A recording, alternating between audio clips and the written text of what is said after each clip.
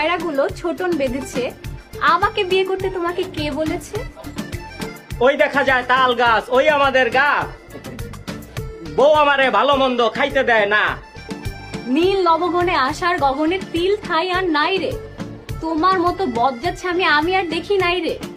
মেঘের কোলে রোদ এসেছে, বাদল গেছে টুটি। তোমার মতো কিপটা বউরে এবার দিতেই হবে ছুটি। তুলি দুই হাত করি মোনাজাত, হে রহিম রহমান, আমার এমন বজ্জাত স্বামী যেন করে আমায় সম্মান।